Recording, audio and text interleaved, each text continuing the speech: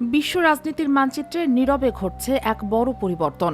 একদিকে যুক্তরাষ্ট্রের খ্রিস্ট ধর্মের পুনরুত্থান, অন্যদিকে যুক্তরাজ্যে তার প্রভাব ক্রমশ কমছে। এই দুই ভিন্ন প্রবণতা কি নতুন কোনো বৈশ্বিক সমীকরণের ইঙ্গিত দিচ্ছে?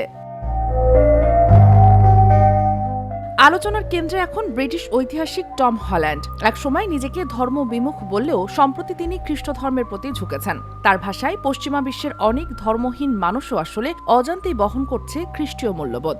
ব্যক্তিগত জীবনের এক কঠিন সময় ক্যান্সারের মুখোমুখি দাঁড়িয়ে 4 দশক পর এক গির্জায় গিয়ে প্রার্থনা, এরপর সুস্থ হয়ে ওঠা। অনেকের কাছে এটি কেবল ব্যক্তিগত ঘটনা নয়, বরং বিশ্বাসের এক নতুন পুনরাবিষ্কার।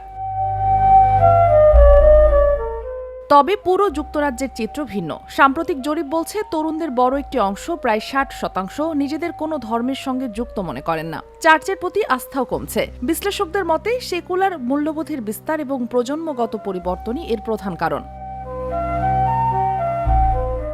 ঠিক উল্টো চিত্র দেখা যাচ্ছে যুক্তরাষ্ট্রে। বিশেষ করে জেনজি প্রজন্মের মধ্যে খ্রিস্ট ধর্মের প্রতি আগ্রহ বাড়ছে দ্রুত। কলেজ ক্যাম্পাসে গণপ্রার্থনা, ধর্মীয় সঙ্গীতানুষ্ঠান, এমনকি ম্যাস ব্যাপটিজমের মতো আয়োজন ইঙ্গিত দিচ্ছে এক নতুন বাস্তবতার।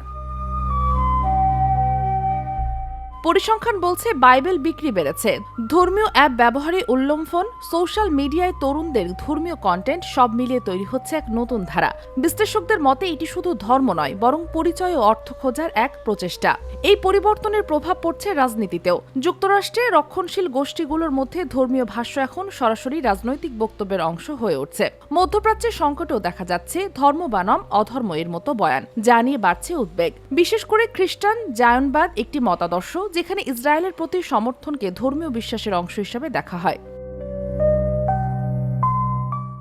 বিশ্লেষকদের মতে, এই ধারণা দীর্ঘদিন ধরেই যুক্তরাষ্ট্রের পররাষ্ট্রনীতিতে প্রভাব ফেলছে।